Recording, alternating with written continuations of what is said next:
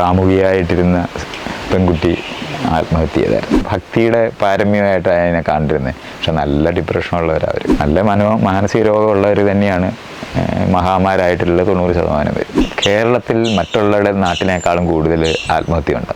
വീടിന് ചുറ്റിനും ഒരു വേലിയുള്ള മനുഷ്യരാണ് ഈ മലയാളികളുണ്ട്. ഇഷ്ടംപോലെ ഭൂതപ്രേത പിശാചുക്കളുണ്ടായിരുന്ന ഒരു സമൂഹമായിരുന്നു കേരളം. പുരുഷന്മാരായിരിക്കും എപ്പോഴും ആത്മഹത്യ ചെയ്യുന്ന ഇതിൽ നമ്പർ കൂടുതൽ. പക്ഷെ ആത്മഹത്യ ശ്രമിക്കുന്നത് ഏറ്റവും കൂടുതൽ സ്ത്രീകളാണ്. ശരിക്കും പറഞ്ഞാൽ പള്ളിയിലച്ചന്മാർക്കും സന്യാസിമാരുടെ ഏറ്റവും പ്രധാനം എന്ന് പറഞ്ഞാൽ വീട്ടുകാരുടെ പ്രശ്നം പരിഹരിക്കുക എന്നുള്ളതാണ്. ദൈവം എന്നെ ഇങ്ങനെ സൃഷ്ടിച്ചു എന്ന് പഠിപ്പിക്കുന്ന കാരണം കൊണ്ട് മാത്രം സഹിക്കുന്നവരാണ്. സോഷ്യൽ മീഡിയയിൽ വന്ന സമയത്ത് ഈ മീശ ഉണ്ടായിപ്പോയത് കാരണം കൊണ്ട് ഉണ്ടായിപ്പോയ ഒരു സംഭവമാണത്. മൈത്രേയനാണ് ഇന്ന് നമ്മുടെ അതിഥിയായി എത്തിയിരിക്കുന്നത്. നമസ്കാരം. നമസ്കാരം. മൈത്രേയൻ, ആദ്യം തന്നെ ചോദിക്കാനുള്ളത്, ഒരു തമാശയായിട്ട് എടുത്താലും മതി, ഈ ഒരു മീശയുടെ സ്റ്റൈല് നമ്മൾ സോഷ്യൽ മീഡിയയിൽ ഒരുപാട് ട്രോളുകളിലും ഒക്കെ കാണാറുണ്ട്. എപ്പോഴും ഒരു വൈറലാണ് ഈ മീശ എന്ന് പറയുന്നത്. ശരിക്കും ഇങ്ങനത്തെ തമാശകളൊക്കെ കാണാറുണ്ട്, അത് തമാശയായിട്ട് തന്നെയാണ് എടുക്കാറുള്ളത്? ഞാൻ ശരിക്കും പറഞ്ഞാൽ ആളുകളെ അയച്ചു തരും. എൻ്റെ അഭ്യുദകാംക്ഷികൾ എന്ന് പറയുന്നവർ നിങ്ങളെ പറ്റി ഇങ്ങനെ പറയുന്നു എന്നൊക്കെ പറഞ്ഞിട്ട് അത് കാരണം കണ്ട് കാണുന്നതാണ്. അല്ലെങ്കിൽ ഞാൻ സാധാരണഗതി കാണാതെ പോകും. അതുകൊണ്ട് അറിയാം ഞാനിങ്ങനെ മീശ വയ്ക്കുന്നത്. ഞാൻ താടി വെച്ച് നടന്ന ആളാണ്.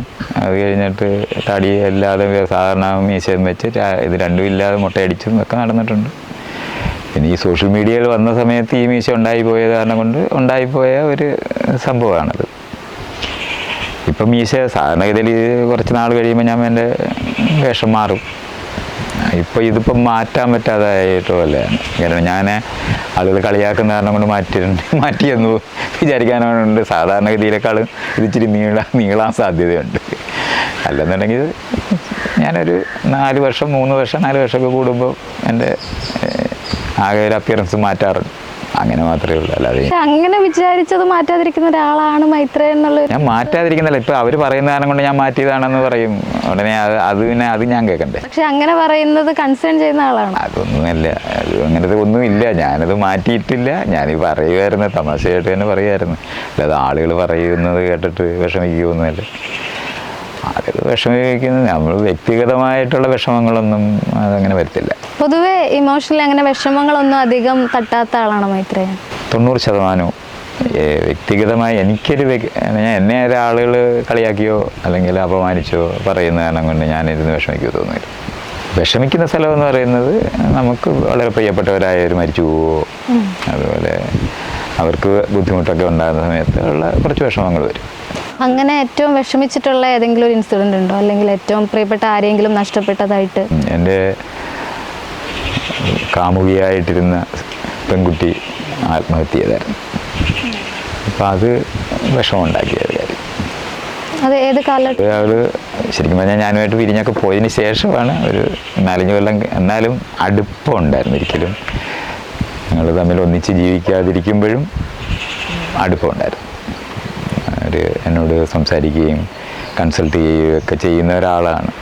അപ്പം ഇങ്ങനെ വേറെ റിലേഷൻഷിപ്പില്ലാത്തുള്ള പ്രശ്നങ്ങളുണ്ട്. പക്ഷെ അതല്ല അവളുടെ യഥാർത്ഥ പ്രശ്നം എന്ന് പറയുന്നത് അവർക്കൊരു ജനിതകമായി വരുന്നൊരു രോഗം അവരുടെ കുടുംബത്തിലുണ്ട്.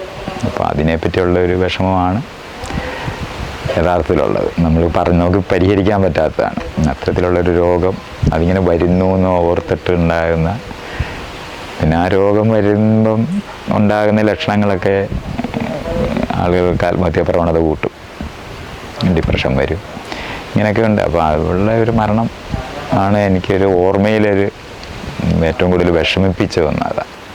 ഇത് ഏത് കാലഘട്ടത്തിൽ നടന്ന സംഭവം? ഒരു 5 വർഷമായിട്ടു. ഇപ്പോൾ ഈ ഡിപ്രഷൻ എന്ന് പറഞ്ഞതുകൊണ്ട് ചോദിക്കുന്നതാണ്. നമുക്ക് പലപ്പോഴും അതൊരു ട്രെൻഡായി മാറുന്നുണ്ടോ എന്നൊരു സംശയം. ഡിപ്രഷൻ എന്താണെന്ന് കറക്റ്റായിട്ട് മനസ്സിലാക്കാതെ നമുക്കൊരു ചെറിയ വിഷമം വരുമ്പോഴത്തേക്ക് അത് ഡിപ്രഷനാണെന്ന് വിചാരിക്കുന്നവരും, എന്നാൽ ശരിയായിട്ട് ഡിപ്രഷനുള്ള ആളുകളെ തിരിച്ചറിയാതെ പോകുന്ന സാഹചര്യം നമ്മുടെ സമൂഹത്തിൽ ഉണ്ടായി കാണാറുണ്ട്. ഇപ്പോൾ സോഷ്യൽ മീഡിയയിലൊക്കെ പലരും ചിലപ്പോൾ വെറുതെ പോലും എനിക്ക് ഡിപ്രഷനാണ് എന്ന രീതിയിൽ പോർട്രേ ചെയ്യുന്നതും ഒക്കെ കാണാറുണ്ട്.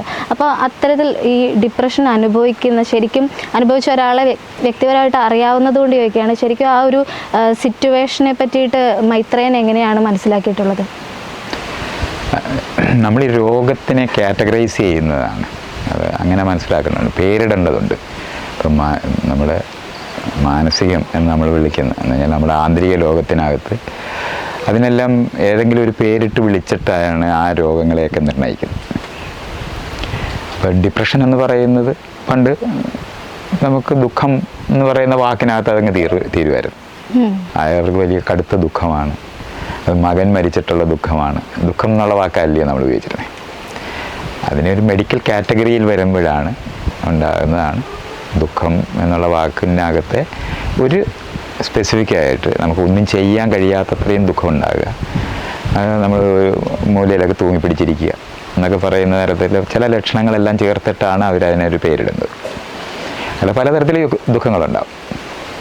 അത് എല്ലാം ഒരുപോലെ അല്ലായിരുന്നു. അതുപോലെ തന്നെ ഡിപ്രഷൻ എന്ന് പറയുന്ന സമയത്ത് അതൊരു ജനറൽ കാറ്റഗറിയാണ്, അതൊരു മെഡിക്കൽ ടേമാണ്. അപ്പം മെഡിക്കലായിട്ട് ആ വിഷയം അറിഞ്ഞുകൂടാതിരിക്കുമ്പം ആ രോഗമില്ലായിരുന്നു എന്ന് ധരിച്ചിരിക്കരുത്. വലിയ ഡിപ്രഷൻ ബാധിക്കുന്ന സമയത്ത് നമ്മൾ ആ പള്ളിയിലോ അമ്പലത്തിലോ പോയിട്ട് അവിടുന്ന് മാറാതെ അവിടെ തന്നെ കഴിയുന്നവരുണ്ടാവും. അപ്പോൾ ആൾക്കാർ പറയും അവർക്ക് ഭ്രാന്താണ്, എന്താണ് അവിടെ പള്ളിയിൽ നിന്ന് ഇറങ്ങത്തില്ല, അല്ലെങ്കിൽ അമ്പലത്തിൽ നിന്ന് ഇറങ്ങത്തില്ല, ജടയൊക്കെ പിടിച്ച് ഒക്കെ ഇരിക്കുന്ന ആൾക്കാരില്ല, നഖം ഒക്കെ വളർന്ന് കുളിക്കുകയൊന്നും ചെയ്യാതിരിക്കുന്ന അവർ ഭക്തിയുടെ പാരമ്യമായിട്ട് അതിനെ കണ്ടിരുന്നത്. പക്ഷെ നല്ല ഡിപ്രഷനുള്ളവരവർ അന്നത് അങ്ങനെ അറിയില്ല. അത് ഇതുപോലെ ക്യാൻസർ എന്നൊക്കെ പറയുന്നതൊക്കെ ഇതുപോലുള്ള പ്രശ്നങ്ങളാണ്.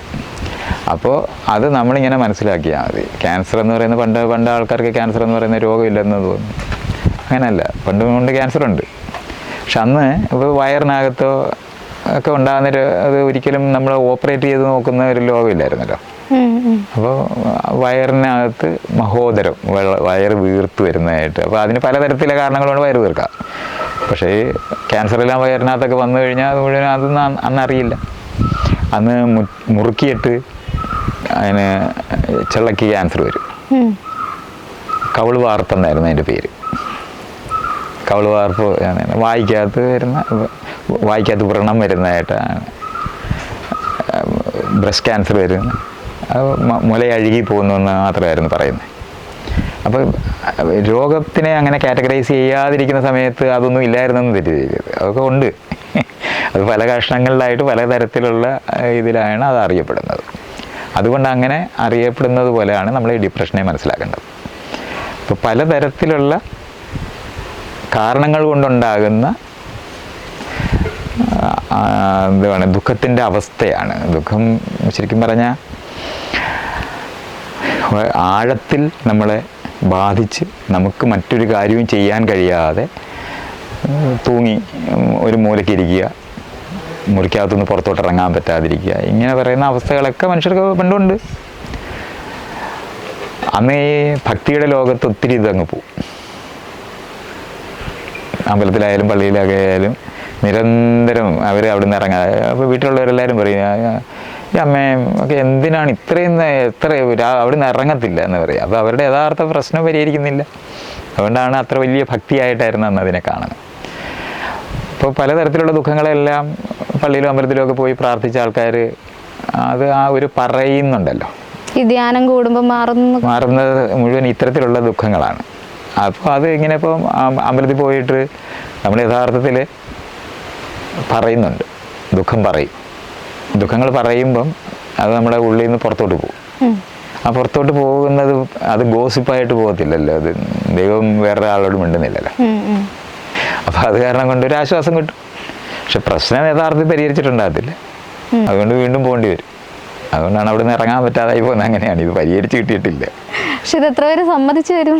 ആളുകൾ സമ്മതിക്കുന്ന പ്രശ്നം കൊണ്ടല്ലേ, അവർക്ക് വിവരമില്ലാത്ത കാരണം കൊണ്ട് അവർ സമ്മതിക്കത്തില്ല എന്നുള്ളതല്ല. അത് നമ്മളെന്തിനാണ് അതിനെപ്പറ്റി അങ്ങനെ ആലോചിക്കേണ്ട ആവശ്യം?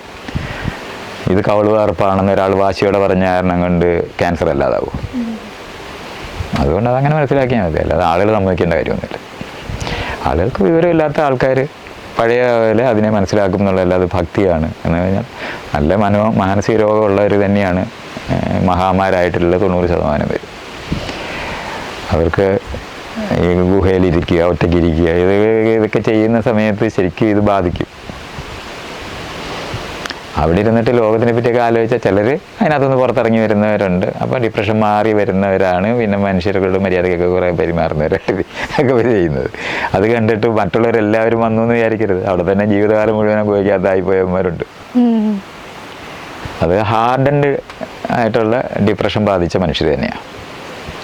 അപ്പോൾ ഈ കുളിക്കാതിരിക്കുക, തല വൃത്തിയാക്കാതിരിക്കുക, നഖമെല്ലാം വളർന്ന്, ഇതെല്ലാം ടിപ്പിക്കൽ ഡിപ്രഷനുള്ള രോഗികളുടെ ലക്ഷണങ്ങളാണ്. അതൊക്കെ ഈ ജീവൻമുക്തൻ എന്നൊക്കെ പറയുന്ന വാക്കൊക്കെ ഉപയോഗിച്ചിട്ട് ആൾക്കാർ പറയും. അപ്പോൾ അതൊക്കെ നമ്മൾ അങ്ങനെ മനസ്സിലാക്കിയാൽ മതി. അല്ല രോഗമില്ലായല്ല, അതിപ്പോൾ ഒരു സോഷ്യൽ മീഡിയയിലെ ട്രെൻഡൊന്നും അല്ല അത്. അങ്ങനെ എന്നുള്ള കാരണം കൊണ്ടല്ല. രോഗം ഐഡൻറ്റിഫൈ ചെയ്ത് അതിങ്ങനെ കൗൺസിലിംഗ് സെൻറ്റേഴ്സും കാര്യങ്ങളൊക്കെ ഉള്ളതുകൊണ്ട് അവർ പറയുമ്പം നമുക്ക് ആ രോഗം, ഇപ്പോൾ ഇൻഫ്ലുവൻസ എന്നുള്ള വാക്ക് പണ്ടുണ്ടായിരുന്നില്ല, നമുക്ക് ആകെപ്പാടുണ്ടായിരുന്ന ജലദോഷം എന്നല്ലേ ഉള്ളൂ. നീരിറക്കം എന്ന് പറഞ്ഞാൽ 2 വാക്കേ ഉണ്ടായിരുന്നുള്ളൂ. ഈ ഗ്ലാൻസിനകത്ത് ഇൻഫെക്ഷൻ ഉണ്ടാകുന്നതാണ്, അല്ല ഇതിലെ നീര് താഴോട്ട് ഇറങ്ങുന്നൊന്നുമില്ലല്ലോ. ജലത്തിനകത്തൊരു ദോഷവും ഇല്ല, മഴ പെയ്യുമ്പം വരുന്നൊന്നുമല്ല. അങ്ങനെ മീനെല്ലാം ജലദോഷം പിടിച്ചേത്തേനെ. അപ്പോൾ അതൊന്നുമല്ല, അതിനകത്ത് ഇൻഫെക്ഷൻ ഉണ്ടായി, വെള്ളം ഉള്ള മീഡിയം ഉള്ളപ്പോൾ പെട്ടെന്ന് അത് പകരും. അതുകൊണ്ടാണ് ജലത്തിനോട് ബന്ധപ്പെട്ടാ വരുന്നതെന്ന് നമ്മൾ അസോസിയേഷൻ കൊണ്ട് തിരിച്ചറിഞ്ഞിട്ടുണ്ട്. അതുകൊണ്ടാണ് ജലദോഷം എന്ന് പറയുന്നത്. അല്ല ജലദോഷം എന്ന് പറഞ്ഞിട്ടൊരു സംഭവം, ഒരു രോഗമൊന്നുമില്ല. ജലത്തിനകത്തൂടെ രോഗാണുക്കൾ വരുന്നു എന്നുള്ള കാര്യം ഇന്ന് നമുക്കറിയാം. അതുകൊണ്ടാണ് നമുക്ക് ഒരു സമയത്ത് ഒരു പെട്ടെന്ന് പകർച്ചവ്യാധി എന്ന് പറഞ്ഞാൽ പനി വന്ന് എല്ലാവരും പരക്കും, എല്ലാവരെയും. അപ്പോൾ വെള്ളമയമുള്ള വായു കൂടുതലുള്ള സമയത്ത് അത് പകരുന്നത് കാരണം കൊണ്ടാണ് മഴയോട് ബന്ധപ്പെട്ട് നമ്മളത് മനസ്സിലാക്കുന്നത്. അല്ലാതെ ജോലി ചെയ്യുന്നവരെല്ലാവരും ജലദോഷം പിടിച്ച് ചാകാറുണ്ട്. അവർ മീനെ പിടിക്കാൻ പോകുന്നവരൊക്കെ ജലദോഷം പിടിച്ച് ചാകത്തില്ല. അല്ലെങ്കിൽ അത് അങ്ങനെ അല്ലെന്ന് മനസ്സിലാക്കേണ്ടത്. ഇപ്പോൾ ചെളി കുത്താൻ ഇറങ്ങുന്നവർ മുങ്ങിപ്പോയിട്ട് എടുക്കണ്ടേ, അപ്പോഴും ഈ പറയുന്ന പ്രശ്നം ഉണ്ടാവും. അപ്പോൾ അതൊക്കെ അങ്ങനത്തെ രോഗമൊന്നും അല്ലത്. ഒരു മൈക്രോബ് വൈറസ് വന്ന് വെള്ളത്തിനകത്തൂടെ അത് വെള്ളം എന്നുള്ള മീഡിയം ഉപയോഗിച്ചിട്ടാണ് അത് പെട്ടെന്ന് അത് എല്ലായിടവും പരക്കും. അത്രയേ ഉള്ളൂ. അതുകൊണ്ടാണ് അതങ്ങനെ പറയുന്നത്. അപ്പോൾ ഈ ജലദോഷം എന്നുള്ള വാക്കിന് പകരം ഇൻഫ്ലുവൻസ എന്നല്ലെങ്കിൽ നമ്മളിപ്പോൾ നമ്മൾ കൊറോണ എന്ന് പറഞ്ഞില്ലേ, ആ കൊറോണ എന്ന് പറയുന്നത് ഇത് പരക്കുന്ന രീതി നമുക്കറിയാവുന്ന കാരണം കൊണ്ടാണ് നമുക്കത് തടയാൻ പറ്റിയത്. അല്ലെങ്കിൽ ഒത്തിരി പേര് മരിച്ചു പോയേനെ. നമുക്കൊരു മാസ്ക് ധരിക്കാനായിട്ടുള്ള അറിവില്ലായിരുന്നു, സാമൂഹികമായ അകലം പാലിക്കുക എന്ന് പറയുന്നത്. ഇല്ലെങ്കിൽ അന്ന് ആദ്യത്തെ വരവ് നമ്മളെ തകർത്ത് കളഞ്ഞാണ്. പക്ഷെ അന്ന് ആ രോഗം പകരുന്ന വഴി അറിയുന്ന കാരണം കൊണ്ടാണ് നമുക്ക് അതിനെ ഐഡൻറ്റിഫൈ ചെയ്ത് ഇങ്ങനൊരു രോഗമാണ് എന്ന് പറയാൻ പറ്റും. മറ്റേത് അങ്ങനല്ല, ഇത് മുഴുവനും കൂടെ ചേർത്തായി പറയുന്നത്. ഇപ്പം നമ്മൾ പറഞ്ഞു ഈ ഡിപ്രഷൻ അല്ലെങ്കിൽ അത് അത്തരത്തിലുള്ള ദുഃഖമാണ് നമുക്ക് ബേസിക് ആയിട്ട് വരുന്നതെന്ന് പറഞ്ഞു. അതിൽ നിന്നാണ് പലരും ഭക്തിയിലേക്കൊക്കെ പോകുന്നത്, അല്ലെങ്കിൽ ചിലർ ആത്മഹത്യയിലേക്ക് തിരിയുന്നതെന്ന് പറഞ്ഞു. ചെറിയ കാരണങ്ങൾക്ക് ആത്മഹത്യ ചെയ്യുന്ന മുമ്പ് ഉണ്ടായിരിക്കാം, പക്ഷെ ഇപ്പം നമ്മൾ സോഷ്യൽ മീഡിയയിൽ കുറച്ചുകൂടി കാണുന്നുണ്ട്. അത് ഈ ഒരു കാലഘട്ടത്തിൽ കൂടുതലായിട്ട് കാണുന്നതാണോ, അതോ മറ്റേതെങ്കിലും രീതിയിലുള്ള ഒരു സൈക്കോളജിക്കൽ ആസ്പെക്റ്റ് അതിനുണ്ടെന്ന് കരുതുന്നുണ്ടോ? അതിന് പല കാരണങ്ങളാണ്. നമ്മളെപ്പോഴും ഇങ്ങനെ ഒരു കാരണം കൊണ്ടുണ്ടായതുപോലെ പറയരുത്. ഒരു കാരണമല്ല. പണ്ടിത്രയധികം കേട്ടിട്ടില്ല എന്ന് പറയുമ്പോൾ പണ്ടിത്രയും ആളുകൾ അപ്പുറത്ത് അടുത്ത ഗ്രാമത്തിൽ നടക്കുന്ന സംഭവം നിങ്ങൾ അങ്ങനെ അറിയാനൊരു വഴിയില്ല. ഇപ്പോൾ തമിഴ്നാട്ടിൽ നടക്കുന്ന ഒരു സംഭവം നിങ്ങൾ അറിയും. ഇപ്പം നിങ്ങൾ പത്രം എടുത്ത് രാവിലെ കാണുമ്പോൾ ഓസ്ട്രേലിയ നടക്കുന്നത്, അമേരിക്ക നടക്കുന്നത്, ഇംഗ്ലണ്ടിൽ നടക്കുന്നത്, തമിഴ്നാട്ടിൽ നടക്കുന്നത്, കർണാടകത്തിൽ നടക്കുന്നത്, തിരുവനന്തപുരത്ത് നടക്കുന്നത്, ആലപ്പുഴ നടക്കുന്നത് എല്ലാം കൂടെ ഒന്നിച്ചൊരു പേജിൽ എഴുതി വയ്ക്കുന്നുണ്ട്. നമ്മൾ നോക്കുമ്പോൾ ഇഷ്ടംപോലെ പേര് ആത്മഹത്യ ചെയ്യുന്നതായിട്ട് നമ്മൾ കാണുന്നുണ്ട്. അപ്പോൾ ഒരു സംഭവം നടക്കുന്നതിനെ നമ്മൾ വളരെയധികം കാണുകയും കേൾക്കുകയും ചെയ്യാൻ പറ്റുന്ന ഒരു കാലഘട്ടം കൂടെ ആയതുകൊണ്ടാണ് അത് വർദ്ധിച്ചതായിട്ട് തോന്നുന്ന ഒരു വശം വരും. എന്നാൽ വർദ്ധിച്ചിട്ടുണ്ടോ എന്ന് ചോദിച്ചാൽ നമ്പറിൽ വളരെയധികം വർദ്ധിക്കാനുള്ള സാധ്യത എപ്പോഴും ഉണ്ട്. എന്താണെന്ന് ചോദിച്ചാൽ ഒരു 100 കൊല്ലം മുമ്പ് ഭൂമിയിൽ 200 കോടി ജനമേ ഉള്ളൂ. 800 കോടി ജനമുണ്ട്. അതിനനുസരിച്ച് പ്രശ്നം, അതിന് ഇഷ്ടംപോലെ. ഇനി മരിക്കുന്നവരുടെ നേരത്തെ ശതമാനം നമ്മൾ നോക്കുകയാണെങ്കിൽ ചിലപ്പോൾ അത് തന്നെയായിരിക്കും. വലിയ വേരിയേഷൻ ഒന്നും വന്നിട്ടുണ്ടാകത്തില്ല. പക്ഷെ നമുക്ക് നമ്പർ ഭയങ്കര കൂടുതലായി. കാരണം അത്രത്തോളം നമ്പർ മനുഷ്യർ കൂടിയിട്ടുണ്ടെന്നുള്ള ഒരു സ്ഥലമുണ്ട്, റിപ്പോർട്ട് ചെയ്യുന്നത് കൂടുന്നുണ്ട്. അപ്പോൾ ഇതുകൊണ്ടാണ് ആ നിലവാരത്തിൽ ഈ 2 കാരണം പ്രധാനമായിട്ട് വരും. പിന്നെ യഥാർത്ഥത്തിൽ ഈ വിഷമം ഉണ്ടാകുന്നതിനുള്ള കാരണങ്ങളൊക്കെ അത് ഏറിയും കുറഞ്ഞു നിൽക്കുന്ന കാലവും വരും. ഇപ്പം പഠിച്ചാൽ ഉടനെ ജോലി കിട്ടുക എന്ന അവസ്ഥയുണ്ടെന്നുണ്ടെങ്കിൽ ഒത്തിരി പേര് അതിന് തുടർച്ചയായിട്ടുണ്ടാകാവുന്ന പല കാര്യങ്ങളും, കാരണം വരുമാനമുള്ള ജോലിയുള്ളവർ ഇടപെടാത്ത കാര്യങ്ങൾ എന്ന് പറഞ്ഞാൽ അക്രമം, ജോലിയില്ലാത്തവർക്ക് ഭക്ഷണത്തിന് വേണ്ടി തന്നെ അവർ മോഷ്ടിക്കാൻ പോകേണ്ടി വരും. അപ്പോൾ ഈ ഡിപ്രഷൻ മാത്രമല്ല ഉണ്ടാകുന്നത്, അല്ലെങ്കിൽ ആത്മഹത്യ മാത്രമല്ല ഉണ്ടാകുന്നത്, ഇതെല്ലാം വർദ്ധിക്കും. അത് ഒരു റിസഷൻ എന്ന് നമ്മൾ പറയുന്ന സാമ്പത്തികമായിട്ട് ഒരു പിന്നോക്കാവസ്ഥ ഉണ്ടാകുന്ന ഒരു രാജ്യത്ത് പെട്ടെന്ന് അതുണ്ടാവും. അതേപോലെ തന്നെയാണ് ഈ ഇപ്പം യുദ്ധം പോലുള്ള സാധനങ്ങളൊക്കെ വന്നാൽ ക്ഷാമമൊക്കെ ഉണ്ടാവും. അപ്പോൾ ആ നിലവാരത്തിലുള്ള പ്രശ്നങ്ങൾ മുഴുവനും നമ്മളിതുപോലെ ബാധിക്കും. അപ്പോഴൊക്കെ നമുക്കിത് കാണാൻ പറ്റും. അത് ഏറ്റക്കുറച്ചിലുകൾ നമ്മൾ കാണും. അപ്പോൾ പലതരത്തിലുള്ള ഫാക്ടേഴ്സ് ചേർന്നിട്ടാണ് അത് വരുന്നത്. ഇപ്പം കേരളത്തിനകത്ത് നമ്മളിങ്ങനെ എടുക്കുകയാണെങ്കിൽ ബ്രിട്ടീഷുകാർ വന്ന ആദ്യം കണ്ട ഒരു കാര്യമാണ് കേരളത്തിൽ മറ്റുള്ള നാട്ടിനേക്കാളും കൂടുതൽ ആത്മഹത്യ ഉണ്ട്.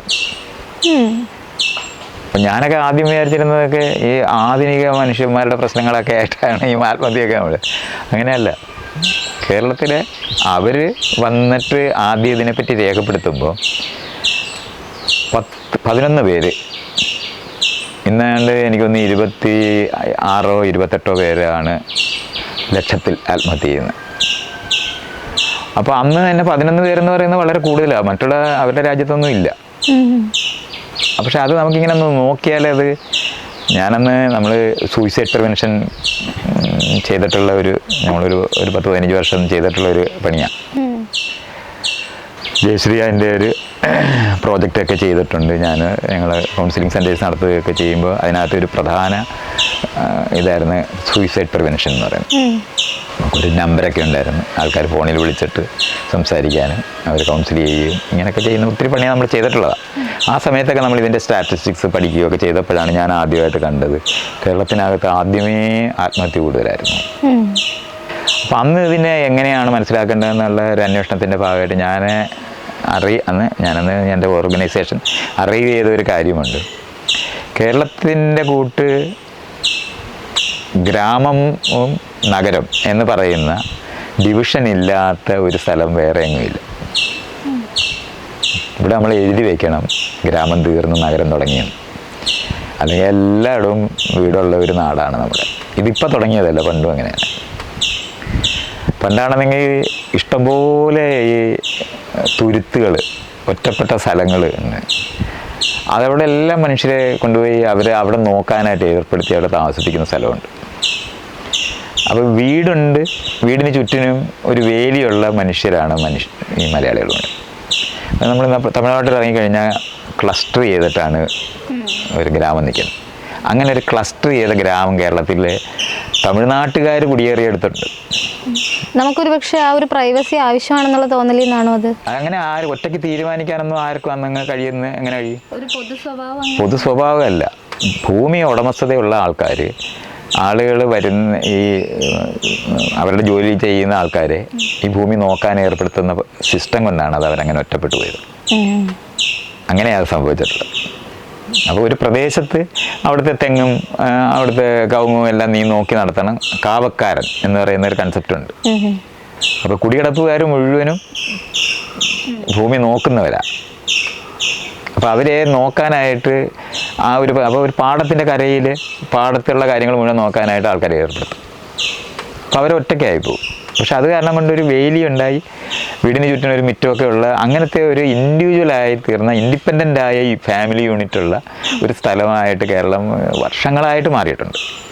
എന്തായാലും 100-300 വർഷമെങ്കിലും ആയിട്ടുണ്ട്. കാരണം ബ്രിട്ടീഷുകാർ എഴുതി വയ്ക്കുന്നത്. അതിന് മുമ്പുള്ള അവസ്ഥ നമുക്ക് ഇപ്പം ഇവിടെയും ഗ്രാമം പോലെ തന്നെ, മറ്റുള്ളിടത്തുള്ള ഗ്രാമം പോലെ തന്നെ ആയിരിക്കും ഇവിടെ ഉണ്ടായിരുന്നത്.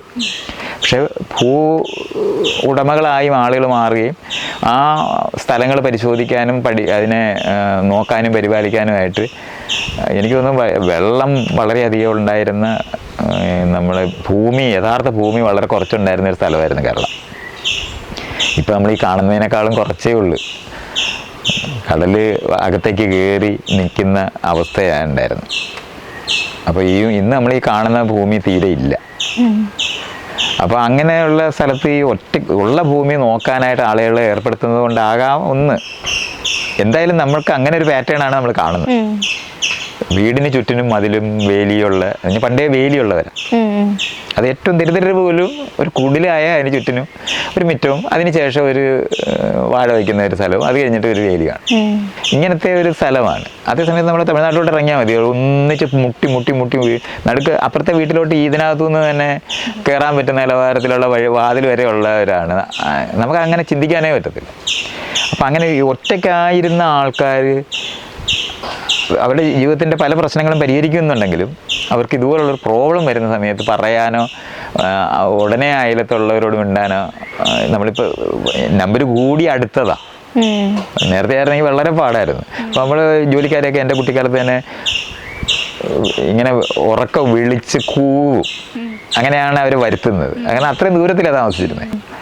ആളുകൾ പരസ്പരം അങ്ങോട്ടും ഇങ്ങോട്ടും കൂവി വിളിച്ചിട്ടായിരുന്നു അവിടുന്ന് ഇങ്ങോട്ട് വാന്ന് പറയുന്നത്. ചൂട്ടുകാറ്റയായിട്ട് രാത്രി പോയിട്ട് അപ്പോൾ പേടിച്ച് രാത്രി പോകുന്നവരും ഒക്കെ ആയിരുന്നു. അപ്പോൾ ഇഷ്ടംപോലെ ഭൂതപ്രേത പിശാചുക്കളുണ്ടായിരുന്ന ഒരു സമൂഹമായിരുന്നു കേരളം. അപ്പോൾ ഈ ചൂട്ടുകാറ്റ് വെച്ചിട്ട് നോക്കിക്കഴിഞ്ഞാൽ ഭൂതങ്ങൾ എല്ലായിടവും പ്രത്യക്ഷപ്പെടും. കാരണം ഒരു തെങ്ങും കുറ്റി ഉണങ്ങി നിൽക്കുന്നതായിരിക്കും നമുക്ക് അവിടെ ഒരാൾ നിൽക്കുന്നതായിട്ട് തോന്നിയിട്ട് നിലവിളിച്ച് ബഹളം വെച്ച് കളയും. അപ്പോൾ അങ്ങനത്തെ വാഴ ഇതെല്ലാം ഓരോ ജീവിയായിട്ട് നമ്മൾ പ്രത്യക്ഷപ്പെട്ടു പോകും. കാരണം ഈ വെളിച്ചം വ്യക്തമല്ലല്ലോ. ഈ ചൂട്ട് ഇങ്ങനെ വീശുമ്പോൾ മാത്രമേ വിളക്ക് ടോർച്ച് ലൈറ്റ് വന്നിട്ടാണ് നമ്മുടെ പ്രേതമെല്ലാം പോയത്. അടിച്ചു നോക്കാൻ പറ്റുമല്ലോ, രണ്ടാമതൊന്ന് നോക്കാൻ പറ്റും. അപ്പം പേടിച്ചിട്ട് രണ്ടാമത് നോക്കാൻ പറ്റുന്ന കാരണം കൊണ്ട് പേടി പോകും. അത് വാഴയാ അല്ലെങ്കിൽ തെങ്ങുകുറ്റിയാണെന്ന് കാണുന്നുണ്ട്. മറ്റേതാണെങ്കിൽ ചൂട്ടുകറ്റ വെച്ചിട്ട് ഒന്ന് കാണുമ്പോൾ പല്ലൊക്കെ ഇളിച്ച് നിൽക്കുന്നതായിരിക്കും ആദ്യം തന്നെ കണ്ടത്. പിന്നെ നമുക്കത് നോക്കാനൊന്നും നിൽക്കാനൊന്നും നോക്കത്തില്ല, അവിടുന്ന് ഓടി രക്ഷപ്പെടുന്നതിനെ പറ്റി ആലോചിക്കാനൊക്കെ ഉള്ളു. അപ്പം അങ്ങനത്തെ ഒരു ലോകമാറ്റം ഉണ്ടായത് ഈ പറയുന്ന ഒറ്റപ്പെട്ട് എലോൺ എന്ന് നമ്മൾ പറയുന്നതിനകത്ത് ലോൺലിനെസ് അനുഭവിക്കുന്ന ഒരു ധാരാളം ഉണ്ടായിരുന്നു എനിക്കണം. അത് ഒരു കാരണമാണ്. നമ്മൾ ഈ പെട്ടെന്ന് ഒരാളെ മിസ് ചെയ്യത്തില്ല. ഇപ്പോൾ ഒരു ഗ്രാമത്തിനകത്ത് ഒരാളെ കാണാതെ ആയാൽ ഉടനെ ആരെങ്കിലുമൊക്കെ അന്വേഷിക്കുന്നുണ്ടാവും. അത് ഈ ആത്മഹത്യക്കകത്ത് ഈ വേറെ ഒന്നുകൂടെ നമ്മൾ ഇതുപോലെ കാണേണ്ടതാണ്. സ്ത്രീകളും പുരുഷന്മാരും തമ്മിലുള്ള അനുപാതം ഇതുപോലെ ഭയങ്കര വ്യത്യാസമാണ്. പുരുഷന്മാരായിരിക്കും എപ്പോഴും ആത്മഹത്യ ചെയ്യുന്നതിൽ നമ്പർ കൂടുതൽ എപ്പോഴും പുരുഷന്മാരായിരിക്കും. പക്ഷെ ആത്മഹത്യ ശ്രമിക്കുന്നത് ഏറ്റവും കൂടുതൽ സ്ത്രീകളാണ്. പക്ഷെ വിജയിക്കത്തില്ല. ഇപ്പം നിങ്ങളുടെ വീട്ടിൽ മിസ് ചെയ്താൽ അരമണിക്കൂറിനകത്ത് ആരെങ്കിലും അന്വേഷിക്കുന്നുണ്ടാവും. പക്ഷെ നിങ്ങളുടെ ഒരു സഹോദരനുണ്ടെന്നുണ്ടെങ്കിൽ അവൻ രാവിലെ പോയാൽ വൈകുന്നേരം തിരിച്ചു വരുമ്പോഴേ തിരക്കത്തുള്ളൂ. അപ്പോൾ അവൻ ആത്മഹത്യ ചെയ്ത അത് പൂർത്തീകരിച്ചു പോകും. മറ്റേതാണെങ്കിൽ പെരയ്ക്കകത്ത് ഫാനിൽ സ്ത്രീകളെല്ലാം ആത്മഹത്യ ചെയ്യാനോ ശ്രമിക്കുന്നത്, ആരെങ്കിലും തുറന്നു പോകും. സ്ത്രീകൾക്ക് വിഷം നമ്മൾ വിചാരിക്കുന്നത് കൊള്ളാവുന്ന വിഷം കിട്ടാൻ വലിയ പാടാണ്. അപ്പോൾ ഇവർ ഈ അരളിക്ക അതുപോലുള്ള വിഷങ്ങളായിരിക്കും സംഘടിപ്പിക്കുന്നത്. അത് എന്നാൽ ഉടനെ ഛർദ്ദിക്കാൻ തുടങ്ങും. അപ്പോഴത്തേനും ആശുപത്രിയിൽ എടുത്തുകൊണ്ട് പോകും. മറ്റൊരു ഇതേ വിഷം തന്നെ കഴിക്കുന്നുണ്ടാവും. പക്ഷെ അവർ ഈ പറഞ്ഞ പോലെ മലയിൽ പോയിട്ടോ അൺറീച്ചബിൾ ആയ സ്ഥലത്ത് പോയിട്ട് ചെയ്ത് കളയും. സ്ത്രീകൾ മിസ് ചെയ്ത് അപ്പോൾ അന്വേഷിക്കും. അപ്പോൾ അറ്റംപ്റ്റ് കൂടുതൽ സ്ത്രീകളുടെ വശത്തു നിന്നാണ്. എപ്പോഴും ഇഷ്ടംപോലെ ആശുപത്രിയിൽ വെറുതെ നിങ്ങൾ കണക്കെടുത്ത് നോക്കിയാൽ മതി, ധാരാളം പേര്. അപ്പോൾ അവർ ചെല്ലുമ്പം വളരെയധികം ഈ ആത്മഹത്യ ചെയ്യാനായിട്ട് ശ്രമിക്കുന്നവരെ വല്ലാതെ പീഡിപ്പിക്കും ആശുപത്രിയിലെ ആൾക്കാർ. എനിമയൊക്കെ കൊടുത്ത് നാശഭൂശമാക്കും. ഒരു മേല ഇനി അത് ചെയ്യരുതെന്നുള്ള ഒരു അങ്ങനെ ഒരു മെഡിക്കലെ അവർ ചെയ്യുന്ന ഒരു രീതിയുണ്ട്. മെഡിക്കലായിട്ട് അങ്ങനത്തെ ഒരു ഇതുണ്ട്. എന്തോ ഒരു മര്യാദഘട്ട പ്രവർത്തനമായിട്ട് ആദ്യമേ വെക്കുന്ന, അല്ലാതെ ഈ നമ്മളിന്ന് പറയുന്ന നിലവാരത്തിൽ സെൻസിറ്റീവായ ഒരു സമൂഹമൊന്നും അല്ലായിരുന്നു പണ്ട്. അത് മെഡിക്കൽ ഡിപ്പാർട്ട്മെൻറ്റ് പോലും അങ്ങനെ തന്നെയായിരുന്നു. ഈ തൊണ്ടയ്ക്കൂടെ കുഴലിട്ടുക ഏറ്റവും ഇറിറ്റേറ്റിംഗ് ആയിട്ടുള്ളൊരു സാധനമാണ്. അതൊരിക്കൽ വീണിട്ടുള്ള ഒരാൾ പിന്നെ ആത്മഹത്യ ചെയ്യണമെന്ന് വിചാരിക്കത്തില്ല എന്ന് പറഞ്ഞിട്ടാണ് അത് അങ്ങനെ ചെയ്യുന്നത്. അപ്പം ഇതുപോലുള്ള ഈ ഡിറ്ററൻസ് എന്നുള്ള നിലവാരത്തിൽ സ്ത്രീകൾ ആത്മഹത്യക്ക് കൂടുതൽ ശ്രമിക്കുകയും അതിനകത്ത് 90% പരാജയപ്പെടുകയും 10 വിജയിക്കുകയും ചെയ്യുന്നവരാണ് അവർ. പുരുഷന്മാർ ആത്മഹത്യാ ശ്രമം വളരെ കുറവാണ്. പക്ഷെ അവർ ശ്രമിച്ചവരെല്ലാവരിലും അതിനകത്ത് 1-2 പേരെ മാത്രമേ രക്ഷപ്പെടത്തുള്ളൂ. അത് ഈ പറയുന്ന സ്ത്രീ പുരുഷ ബന്ധത്തിൻ്റെ പ്രശ്നത്തിനകത്ത് വന്ന് പുറത്തിറങ്ങി പോകുന്ന പുരുഷന്മാർക്ക് സ്വാതന്ത്ര്യം ഉള്ളത് കൊണ്ട് മരിക്കാനും അവർക്ക് സ്വാതന്ത്ര്യം കൂടുതലുണ്ട് എന്ന് പറയുന്ന ഒരു പ്രശ്നം കൊണ്ടാണ്. അപ്പോൾ അത് നമ്മൾ ഇതുപോലെ ഇങ്ങനെ മനസ്സിലാക്കിയാൽ മതി. ആത്മഹത്യക്കുള്ള കാരണങ്ങളിലെ വ്യത്യാസങ്ങളെ പറ്റി അന്വേഷിച്ചിട്ടുണ്ടോ? അതുകൊണ്ട് അത് പലതരത്തിലാണ്. ഞാനൊരു ആദ്യം പണ്ടൊക്കെ ഇങ്ങനെ എല്ലാവരും പറയും കടം കയറിയിട്ടാണ് നമ്മുടെ നാട്ടിൽ ഭയങ്കരമായിട്ട് കടം മേടിക്കുന്നത്. ഇതൊക്കെ നമ്മൾ എല്ലാവർക്കും അങ്ങ് അറിയാവുന്ന ഒരു ഇതായിരുന്നു, കടമാണ് നമ്മുടെ കാരണം. അപ്പം നമ്മൾ അവസാനം പരിശോധിച്ച് നോക്കുന്ന സമയത്ത് ശരിക്കും പറഞ്ഞാൽ കുടുംബ പ്രശ്നങ്ങളാണ് ഏറ്റവും കൂടുതൽ. ഭാര്യാഭർത്തൃ ബന്ധങ്ങളിനകത്തുള്ള സ്വരച്ചേർച്ചയില്ലായ്മയാണ് ഏറ്റവും ശക്തമായിട്ടുള്ളത്. രണ്ടാമത് പ്രണയം കഴിച്ച ആൾക്കാർ ഒന്നിച്ചു ചേരാൻ അനുവദിക്കാതിരിക്കുന്നതിൻ്റെ പ്രശ്നം കൊണ്ട് അവർ രണ്ടുപേരും കൂടെ ഒന്നിച്ചു പോയിട്ട് ആത്മഹത്യ ചെയ്യാറുണ്ട്. മൂന്നാമതാണ് കടത്തിൻ്റെ. ഇതൊക്കെ ഞാനൊരു 15-20 വർഷം മുമ്പ് ഉണ്ടായിരുന്ന ഡേറ്റയാണ് ഞാനിപ്പോൾ ഈ പറയുന്നത്. ഇതിനകത്തൊക്കെ ചിലപ്പോൾ വേരിയേഷനൊക്കെ വന്നിട്ടുണ്ടാവും, അത് നോക്കിയാൽ കാണാൻ പറ്റും. അപ്പോൾ അന്ന് കടം എന്ന് പറയുന്ന ശരിക്കും പറഞ്ഞാൽ അന്ന് വളരെയധികം ഈ 36% പലിശ കൊടുക്കുക എന്ന് പറയുന്ന ഏറ്റവും കൂടുതൽ. അത് കഴിഞ്ഞിട്ട് പിന്നെ അങ്ങനെ കൊടുക്കാൻ ഗവൺമെൻറ് അനുവദിക്കാതെ വരുന്ന ഒരു സ്ഥലമൊക്കെ ഉണ്ടായിരുന്നു. അതൊക്കെ നിന്നിരുന്ന സമയമാണ്. അപ്പോൾ അന്ന് ഏറ്റവും കൂടുതൽ ആൾക്കാർ പറഞ്ഞിരുന്നതാണ് ഈ കാശ് കടം മേടിച്ചിട്ട് ഇത് കൊടുത്തിട്ട് പറ്റാതായി പോയിട്ടാണ് അതാണെന്ന് പറയുമായിരുന്നു. അപ്പോൾ അത് മൂന്നാമതായിരുന്നു വരും. ഒത്തിരി കാരണങ്ങളുണ്ടാകും. അല്ല നമ്മൾ ഈ ഏതെങ്കിലും ഒരു ഒരെണ്ണം പ്രധാനമായി മാറുക എന്ന് പറയുന്നത് ഇതിനകത്തൊക്കെ തന്നെ ഈ ബന്ധങ്ങളിനകത്തൊക്കെ നമ്മൾ കണ്ടിട്ടുള്ളത് ആദ്യത്തെ ഒരു 3 വർഷം 4 വർഷമൊക്കെ ആളുകൾ ഒന്നിച്ച് ചേർന്ന് പോവും. അത് കഴിയുമ്പോഴത്തേന് ഈ ധനത്തിൻ്റെ പ്രശ്നവും ഭാഗം വെപ്പ് ഇങ്ങനെ പല പല കാരണങ്ങളിലാണ് കുടുംബം നമ്മൾ പറയുമ്പോൾ അതിനകത്ത് ഒത്തിരി കാര്യങ്ങൾ വരും. മാറി താമസിക്കാനായിട്ട് പറ്റാതായി പോകുന്നിട്ട് അവർ ആത്മഹത്യ ചെയ്യുന്നിട്ട് ആയിട്ട് മാറുന്നത്. വീട്ടിനകത്ത് തന്നെ ഉള്ള സംഘർഷങ്ങൾ. ശരിക്കും ഒരു കുടുംബജീവിതത്തിൽ ഇങ്ങനെ മാറി താമസിക്കുക എന്ന് പറയുന്ന ഒരു കോൺസെപ്റ്റ് ഒക്കെ നമ്മുടെ മലയാളികൾക്കിടയിൽ വളരെ ഇപ്പോഴാണ് കുറച്ചുകൂടിയൊക്കെ അത് പോപ്പുലറായി വരുന്നത്. അപ്പോൾ ആ ഒരു കോൺസെപ്റ്റ് ശരിക്കും വേണ്ടതാണ് എന്ന് പറയുന്ന ആളുകളും അതുപോലെ തന്നെ അതിൻ്റെ ആവശ്യമില്ല, പാരൻസിനൊപ്പം തന്നെ ജീവിച്ചാൽ മതി എന്ന് പറയുന്ന വിഭാഗം ആൾക്കാരുണ്ട്. അപ്പോൾ അത് എങ്ങനെയാണ് ഇവരെ കുറച്ചുകൂടി ഇത് മനസ്സിലാക്കി കൊടുക്കാൻ പറ്റുന്നത്? എങ്ങനെയാണ് ഇത് ആളുകൾ എപ്പോഴും ഇത് മനസ്സിലാക്കുന്നത്? ആളുകൾ കുറച്ച് പേരെന്തോ ഉപദേശിക്കുന്നുണ്ടോ, ചില ആശയങ്ങൾ വന്നിട്ട് ആളുകൾ അങ്ങനെ ആകുന്നു എന്നൊക്കെ. അങ്ങനെയൊന്നും അല്ല. വിഷയം അറിഞ്ഞുകൂടാതെ ആളുകൾ അങ്ങ് അസ്യൂം ചെയ്തിട്ട് പറയുന്നതാണ്.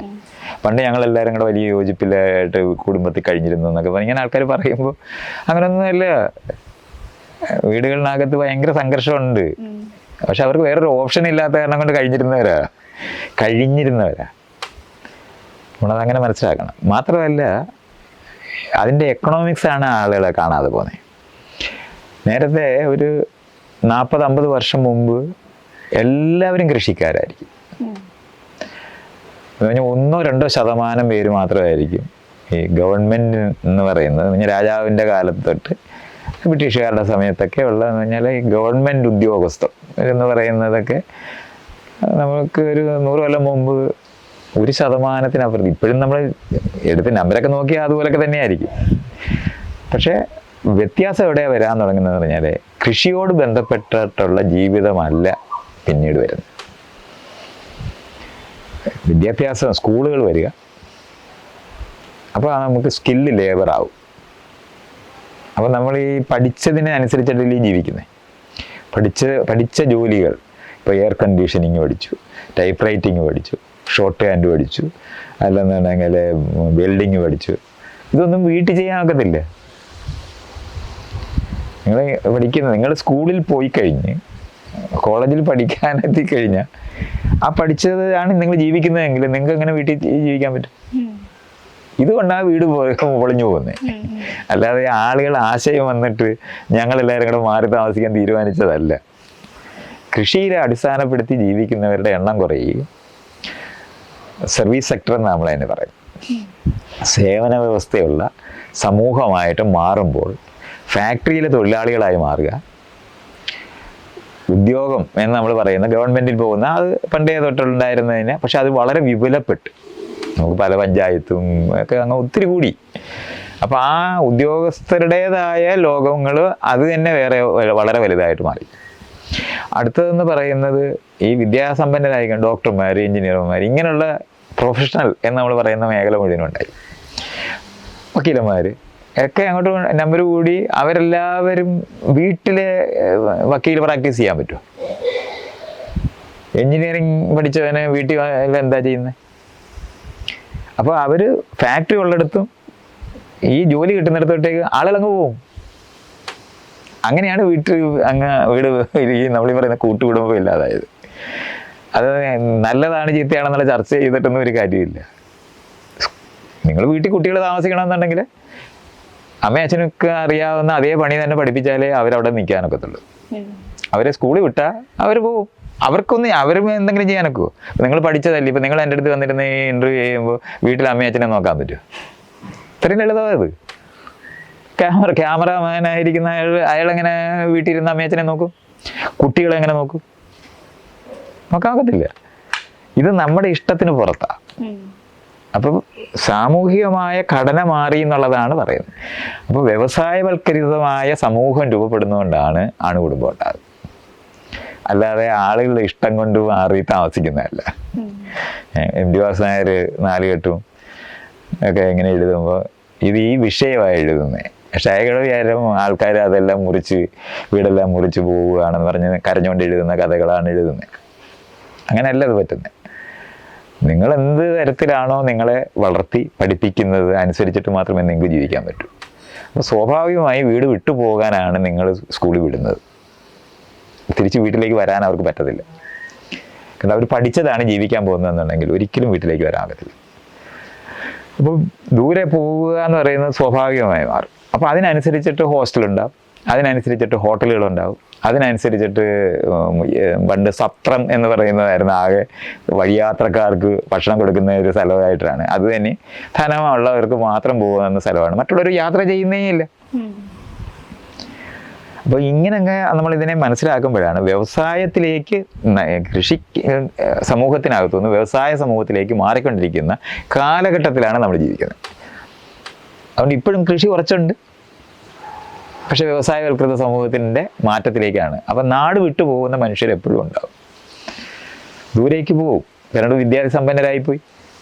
100 കൊല്ലം കൊണ്ട് കേരളം മുഴുവനും സ്കൂളുകളുണ്ടായി, എല്ലാ ഗ്രാമത്തിലും സ്കൂളുണ്ടായി. സ്കൂളിലൊക്കെ പഠിച്ചു കഴിഞ്ഞാൽ നിങ്ങൾ അവിടുന്ന് ഉപരി വിദ്യാഭ്യാസത്തിന് തന്നെ പോയി തുടങ്ങും. അത് കഴിഞ്ഞിട്ട് അതിനനുസരിച്ചിട്ടുള്ള നഗരത്തിനായി. അപ്പം നഗരത്തിലേക്ക് മാറുക എന്ന് പറയുന്നത്, അന്യ സ്ഥലങ്ങളിലേക്ക് യാത്ര ചെയ്യുക എന്ന് പറയുന്നത് ഈ പഠിക്കുന്നത് കൊണ്ടാണ് സംഭവിക്കുന്നത്. അല്ലാതെ അണുകുടുംബം കൊള്ളാവുന്നതാണെന്ന് വിചാരിച്ചിട്ട് പോയതല്ല. അതങ്ങനെയല്ല. അത് വളരെ നന്നായിട്ട് അത് മനസ്സിലാക്കണം. അപ്പം അണുകുടുംബം ഉണ്ടായത് എന്തുകൊണ്ടാ? കുടുംബം ഒരു തൊഴിലാളിയെ വേണം ഒരു ഫാക്ടറിയിൽ. അതാണായാലും പെണ്ണായാലും ഒരു തൊഴിലാളിയെ വേണം. അയാളൊരു ഫാക്ടറി എന്ന് പറയുന്ന ഒരിടത്ത് ഉണ്ടാക്കുന്നത്, എല്ലായിടവും കൂടെ ഫാക്ടറി ഉണ്ടാക്കുന്ന സിസ്റ്റം ആദ്യമില്ല. വലിയൊരു ഫാക്ടറി ഒരിടത്ത് ഉണ്ടാകുകയാണ് ചെയ്യുന്നത്. അപ്പോൾ ആ ഫാക്ടറിക്ക് അടുത്തേക്ക് ആൾക്കാരെത്തും. എത്തുന്ന ആൾ അവിടെ ജോലി ചെയ്യണമെന്നുണ്ടെങ്കിൽ അയാൾ എവിടുന്നെങ്കിലും വരണം. അപ്പോൾ വളരെ ദൂരെ ഒരു 200 കിലോമീറ്ററിൽ നിന്ന് വന്നിരിക്കുന്ന ഒരാളിനെ എങ്ങനെയാണ് അയാൾ വീട്ടിൽ പോയിട്ട് തിരിച്ചു വരാൻ പറ്റും? പറ്റത്തില്ല. അപ്പോൾ അയാൾക്ക് ഇവിടെ ഒരു താമസ സൗകര്യം ഉണ്ടാക്കണം. അങ്ങനെയാണ് ഫാക്ടറിക്ക് ചുറ്റിനും ക്വാർട്ടേഴ്സ് ഉണ്ടാകുന്നത്. അങ്ങനെയാണ്. ആ ക്വാർട്ടേഴ്സ് ഉണ്ടായപ്പോൾ എന്ത് പറ്റി? കുടുംബം, ഇയാൾക്ക് ഒരാൾ ജോലി ചെയ്യണമെങ്കിൽ അത് ആണും പെണ്ണും ഇല്ല. ആദ്യം ആരെങ്കിലും ജോലിക്ക് വരുന്നെങ്കിൽ അവരുടെ കൂടെ മറ്റുള്ളവരും കൂടെ ഉണ്ടെങ്കിൽ മാത്രമേ ഇവർക്ക് ജോലി ചെയ്ത് വരാനൊക്കത്തുള്ളൂ. കാരണം ഇവർക്ക് ഭക്ഷണം വെക്കണം, അവർക്ക് കുട്ടികളുണ്ടെങ്കിൽ ആ കുട്ടികളെ നോക്കണം. അപ്പോൾ കുടുംബം നോക്കിക്കൊണ്ട് ജോലിക്കാരായി മാറുന്നതിന് വേണ്ടി കുടുംബപരമായിട്ടുള്ള ഇതാണ് ഉണ്ടാക്കിയത്, ക്വാർട്ടേഴ്സാണ് ഉണ്ടാക്കിയത്. അപ്പോൾ ആദ്യകാലത്ത് കുടുംബം എന്ന് പറഞ്ഞാൽ അമ്മ, അച്ഛൻ, അപ്പൂപ്പൻ, അമ്മാവൻ, കസിൻസ് എന്ന് നമ്മൾ വിളിക്കുന്നവർ, മച്ചുനൻ എന്നൊക്കെ പറഞ്ഞിട്ടുണ്ടായിരുന്ന പണ്ടേ വാക്കുകളൊക്കെ പറഞ്ഞിട്ടുള്ള കുറേ പേര് ചേർന്നിട്ടാണ് ഈ കുടുംബം. കൂട്ടുകുടുംബം. അങ്ങനെ കുടുംബം നമ്മളൊക്കെ അങ്ങനെ അറിയാവും. അപ്പോൾ ഇത്രയും പേര്. അപ്പോൾ ഒരാളെയാണ് ഫാക്ടറിക്ക് ആവശ്യം. അയാൾക്ക് മാത്രമേ ആ പണി അറിയാവൂ. അപ്പോൾ അയാളെ ഒന്ന് പണിയെടുക്കുന്ന ആളാക്കി മാറ്റി അങ്ങോട്ട് വിടുന്നതിന് ഒരു 5-6 പേരുമായിട്ട് അയാൾ വരുന്നത്. അപ്പം മുറി ഒത്തിരി വേണം. അപ്പം മുതലാളിമാർ പെട്ടെന്ന് കണ്ട് ഇത് നഷ്ടക്കച്ചവടമാണ് ഈ പ്രശ്നമെന്ന്.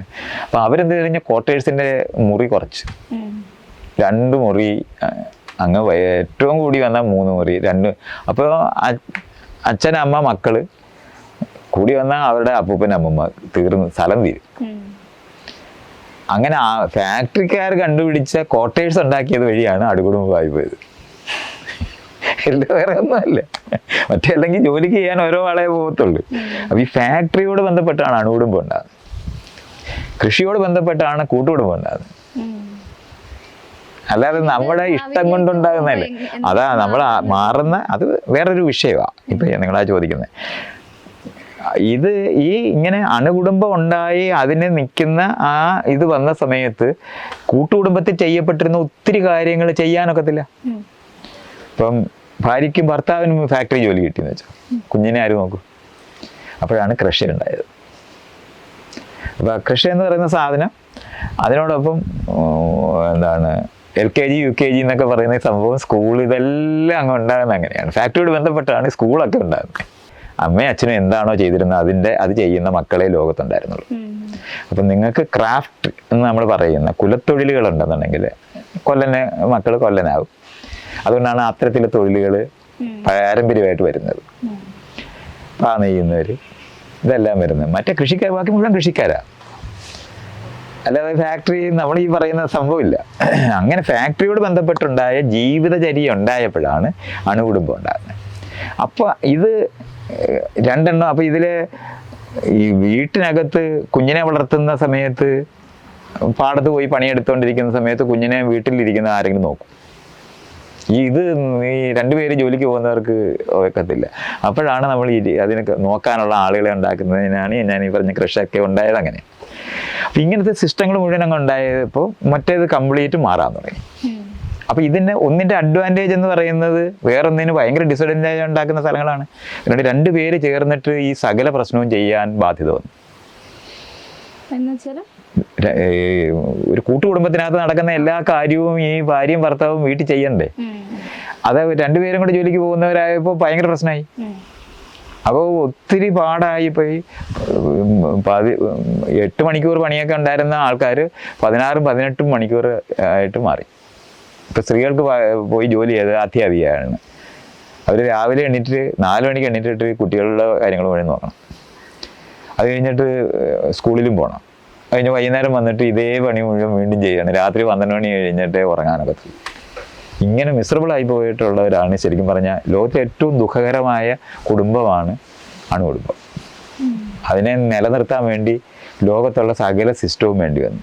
പോലീസ് തൊട്ട് കോടതി, ഇപ്പോൾ കുടുംബ കോടതിയൊക്കെ ഇല്ലേ, കൗൺസിലിങ്, എന്തെല്ലാം സാധനം വേണം. ഇത് മുഴുവനും മറ്റേ ഈ കൂട്ടുകുടുംബത്തിനകത്ത്. പക്ഷെ കൂട്ടുകുടുംബത്തിനകത്ത് ഉണ്ടാകുന്ന സ്ഥലം എന്താ? വ്യക്തിഗതമായിട്ടുള്ള സ്വാതന്ത്ര്യം ഉണ്ടാകത്തില്ല. ഈ സ്കൂളിൽ പോയി പഠിക്കുന്ന സമയത്ത് വ്യക്തിഗതമായ സ്വാതന്ത്ര്യത്തിൻ്റെ ലോകം ഉണ്ടാകും.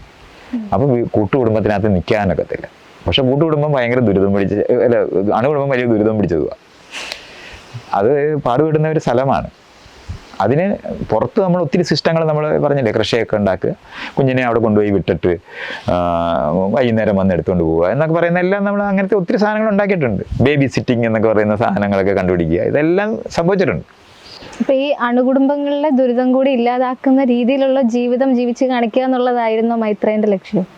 ഞാനങ്ങനെ ലക്ഷ്യമായിട്ടൊന്നുമല്ല. നമ്മൾ ഇതിങ്ങനെ ഈ പറയുന്ന പ്രശ്നങ്ങളുണ്ടെന്ന് തിരിച്ചറിയുന്ന സമയത്ത് ഇത് എപ്പോഴാണ് തിരിച്ചറിയുന്നത് ശരിക്കും? കാരണം ഇതുപോലുള്ള കാര്യങ്ങൾ പഠിക്കുകയും ജീവിക്കാനും തുടങ്ങുമ്പോഴാണ് ഞാൻ ഈ 10 വർഷം സന്യാസമായിട്ട് ഇരിക്കുന്ന സമയത്ത് ഈ വീടുകളിനകത്തുള്ള പ്രശ്നങ്ങൾ പറഞ്ഞു തീർക്കാനാണ് ഈ ശരിക്കും പറഞ്ഞ പള്ളിയിലച്ചന്മാർക്കും സന്യാസിമാരുടെ ഏറ്റവും പ്രധാനം എന്ന് പറഞ്ഞാൽ വീട്ടുകാരുടെ പ്രശ്നം പരിഹരിക്കുക എന്നുള്ളതാണ്.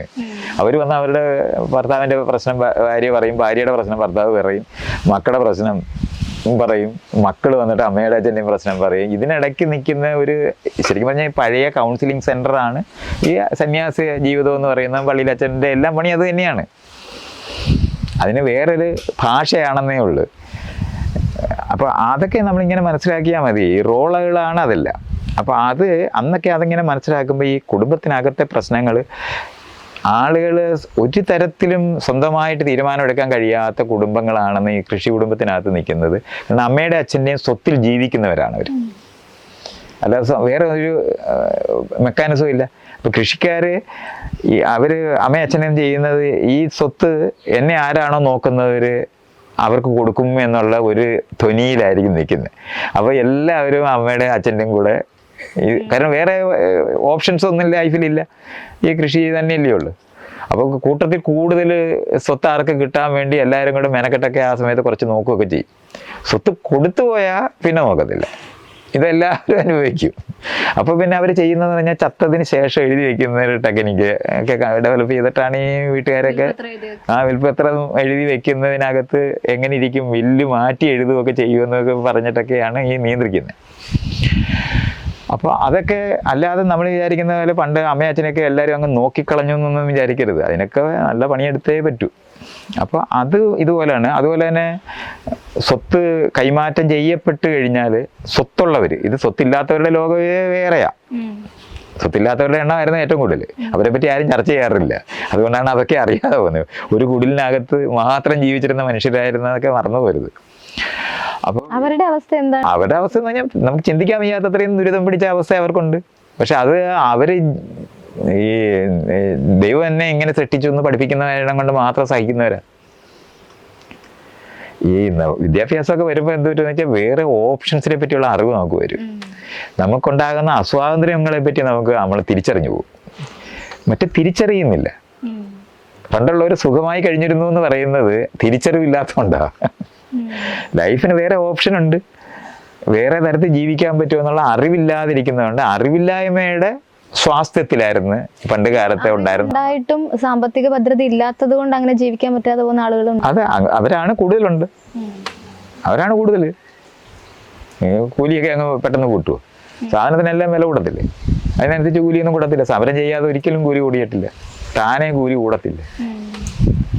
ഇതൊക്കെയാണ് നമ്മൾ ജീവിതത്തിനെ പറ്റി ഇങ്ങനെ അത് വളരെ ഡീപ്പായിട്ട് ആ വിഷയങ്ങൾ അറിഞ്ഞേ പറ്റൂ. നമ്മൾ അടിയാളരായിരുന്നവരെങ്ങനെ, കുടികിടപ്പുകാരെങ്ങനെ, അത് കഴിഞ്ഞിട്ട് ജോലിക്കാരായവർ എങ്ങനെ, വീട്ടുജോലിക്കാരായിരിക്കുന്നവരും മറ്റുള്ളവരും തമ്മിലുള്ള വ്യത്യാസങ്ങൾ, ഇതെല്ലാം നമ്മളിങ്ങനെ അത് അങ്ങനെ പഠിച്ചാലേ അത് നമുക്ക് കാണാൻ പറ്റത്തുള്ളൂ. അല്ലാതെ നമ്മളെപ്പോഴും ഇങ്ങനെ മനുഷ്യരെന്ന് പറയുമ്പോൾ മനുഷ്യരെന്ന് പറഞ്ഞിട്ട് അങ്ങനെ ഒരു കാറ്റഗറി ഇല്ല. മൃഗത്തിൽ നിന്ന് വ്യത്യസ്തമായ മനുഷ്യരെന്ന് പറയാനേ ഒക്കൂ. അല്ലെന്നുണ്ടെങ്കിൽ കേരളത്തുകാരുടെ പ്രശ്നം എന്ന് പറഞ്ഞിട്ട് ഈ കേരളത്തുകാരുടെ പ്രശ്നം എന്ന് പറഞ്ഞിട്ടുണ്ട്, കേരളത്തിൽ 1000 ലക്ഷക്കണക്കിന് തരത്തിലുള്ള മനുഷ്യരാണ് ഉള്ളത്. അവരുടെ പ്രശ്നം എന്ന് പറയുന്നത് ഒരുപോലെയല്ല. പക്ഷെ ആളുകൾ അങ്ങനെ അങ്ങ് പറയും, കേരളത്തിൻ്റെ മനസ്സ് എന്നൊക്കെ പറയും. ഇങ്ങനെ കഴിഞ്ഞാൽ ഇതിലെ ആരാണ്, ഏത് കേരളത്തുകാരൻ്റെ മനസ്സിനെ പറ്റിയാണ് ആ പറയുന്നതെന്നൊക്കെ ഉള്ളത് നമ്മൾ അറിയേണ്ടതാണ്. അതൊക്കെ നിങ്ങളിങ്ങനെ പൊതുവെ പറയുന്നു എന്നുള്ളതല്ലാതെ ഒരു വീട്ടിനകത്ത് താമസിക്കുന്ന ഭർത്താവ് അനുഭവിക്കുന്ന, പുരുഷനായിരിക്കുന്ന ഒരുത്തൻ അനുഭവിക്കുന്ന വിഷമമായിരിക്കത്തില്ല ഭാര്യ അനുഭവിക്കുന്നത്. ഒരേ വീട്, അത് വ്യത്യാസമാണ്. അപ്പം ആണും പെണ്ണും തമ്മിലുള്ള വ്യത്യാസം, പ്രായം കൊണ്ടുള്ള വ്യത്യാസം. ഇനി ജാതി സമ്പ്രദായം ഉണ്ടായിരുന്ന സമൂഹമാണ്. അപ്പോൾ ദരിദ്രരായ ആൾക്കാരെന്ന് പറഞ്ഞാൽ അടിച്ചമർത്തപ്പെട്ടിട്ടുള്ള യാതൊരു തരത്തിലെയും സ്വത്തോ ഇല്ലാത്തവരായിരുന്നു. അതിൽ തന്നെ ദരിദ്രരായിരിക്കുന്നവരുടെ ഇടയിൽ മേലുകീഴുള്ളവരാണ്. അപ്പോൾ അതൊക്കെ തട്ട് സമൂഹം എന്ന് പറയുന്ന സമൂഹത്തിനകത്തായിരുന്നു നമ്മളുണ്ടായിരുന്നത്. രാജാവിനെ മാറ്റിയത് എങ്ങനെയാണ്? നമ്മൾ മാറ്റിയതല്ലേ. അല്ല അയാൾ തന്നെ കൊള്ളാം, ഇനി നിന്ന് തൊട്ട് നിങ്ങളെല്ലാവരും കൂടെ ഭരിച്ചു എന്ന് പറഞ്ഞിട്ട് പോയതാണ്. പോലീസല്ല നമുക്ക് വേണ്ടത്. പോലീസ് എന്ന് പറഞ്ഞാൽ മുകളിലിരുന്ന താഴെയുള്ളവരെ നിയന്ത്രിക്കാൻ വേണ്ടി ഉണ്ടാക്കിയിട്ടുള്ള എന്ന് പറഞ്ഞാൽ രാജാവിൻ്റെ കിങ്കരന്മാരാ പോലീസ്. ഉദ്യോഗസ്ഥരായിരിക്കുന്നവർക്ക് ജനങ്ങളുമായിട്ട് സമ്പർക്കം ഉണ്ടാകാതിരിക്കാനാണ് ട്രാൻസ്ഫർ ഉണ്ടാക്കിയത്. കേന്ദ്ര ഗവൺമെൻറ് ഒന്നും ഉണ്ടായിക്കൂടാ, യൂണിയൻ ഗവൺമെൻറ് ആണ് ഉണ്ടാകേണ്ടത്. പക്ഷെ വിധവാ പെൻഷൻ ആവശ്യമില്ല. അതൊരു പഴയ സങ്കല്പത്തിൽ നിൽക്കുന്നതാണ്. തെരഞ്ഞെടുപ്പില്ലാതിരുന്ന ബ്രിട്ടീഷ് ഭരണത്തിൻ്റെ പ്രോഡക്റ്റാണ് നമ്മൾ കാണുന്ന സ്കൂളൊക്കെ. പരീക്ഷ വേണ്ട, പരീക്ഷയൊക്കെ നമ്മൾ പരിശോധിച്ചിട്ട് വേണ്ടാന്ന് കൊള്ളാവുന്നവരെ എടുത്താൽ മതി, ബാക്കിയുള്ളവരെ പുറത്തള്ളാമെന്ന് വിചാരിക്കുന്ന യുക്തി കൊണ്ടാണ് അതൊക്കെ ഉണ്ടായത്.